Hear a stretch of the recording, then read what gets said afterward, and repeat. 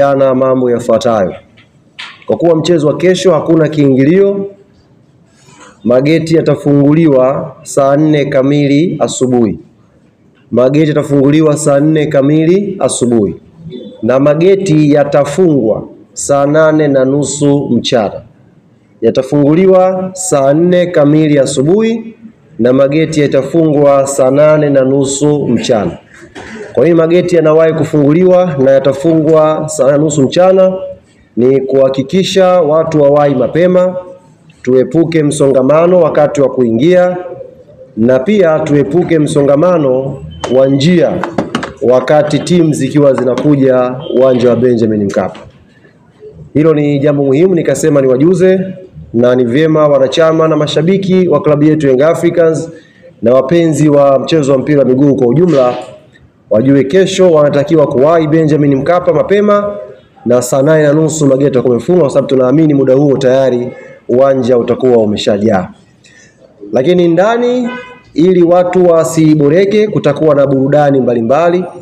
Tutakuwa na listi ya DJs ambao watakuwa watuburudisha kutusogeza paka muda wa saa 9:30 ambako taratibu za mchezo zitakuwa zinaanza sasa kuelekea saa 11 kwenye mchezo wenyewe. Nje ukifika asubuhi tumefungua mageti mengi ipasavyo, lakini kutakuwepo na magari maeneo ya karibu na kuingia uwanjani. Na haya magari tutakwenda kuyapiga picha, na asubuhi tutakwenda kuonyesha maeneo ambayo tumeyaweka. Kwa mujibu wa taratibu za pale sasa hivi, ukifika watakiwa upite kwenye ile gari. Kutakuwa kuna watu wasiopungua 5 ndani ya gari ambao utapita, watakukabidhi tiketi yako, utakwenda moja kwa moja mlangoni. Hakuna room ya kuchukua tiketi alafu kwenda kunywa maji au juisi nje. Ukichukua tiketi unadumbukia kwenye foleni, unaingia moja kwa moja ndani ya uwanja wa Benjamin Mkapa.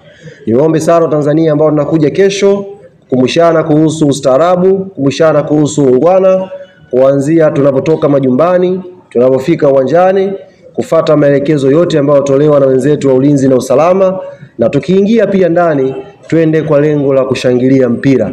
Tusiende kwa malengo ya vurugu, tusiende kwa malengo ya kutaka kuleta hali ambayo hairuhusiwi kwenye mechi hizi za kimashindano ya CAF, lakini pia sio hali za kiungwana kwenye viwanja vya mpira wa miguu. Kwa haya machache, kuna maswali? Kuna maswali kwa upande wa huku Yanga? Karibu. Umesema watu waende kwa lengo la ustaarabu. Kwa mashabiki wengi wa mirengo tofauti wanaweza kaenda kesho, ambao wanaweza sio mashabiki wa Yanga. Sasa tunatoa tahadhari gani? Kwa sababu watu wengine wanaweza kuchafua labda ndio wanasema kuzuia kufanya vitu fulani. Sio wao mashabiki. Kufanya vitendo visivyokuwa vya ungwana uwanjani havibebi taswira ya timu yoyote duniani. Vinabeba taswira ya mashabiki wahuni ambao sio wastaarabu. Na sisi Yanga ukiangalia kwenye michezo yetu yote ambayo tumecheza katika misimu hii ya hivi karibuni, hakuna kitendo cha vurugu uwanjani. Na katika mechi hizo mashabiki wa timu nyingine pia huwa wanaruhusiwa kuingia kwenye michezo yetu. Sisi hatujawahi kumpiga shabiki na hatutampiga shabiki ambaye sio wa Yanga ambaye amekuja kuangalia mpira. Hata Silver Strikers wana mashabiki wao. Kuna Wamalai wanaishi hapa Tanzania, watakuja kuiunga mkono timu yao. Hao pia wanatakiwa wawe wastaarabu. Tuje pale, tufurahie mchezo, na mwisho wa siku atakayekiwa bora atapata matokeo mazuri, tunakwenda nyumbani tukiwa salama. Mpira tunakwenda kushindana kwa dakika 90. Zikiisha dakika 90, kila mmoja anatakiwa akumbuke usalama wa mwenzake, turudi majumbani tukiwa salama. Swali la pili?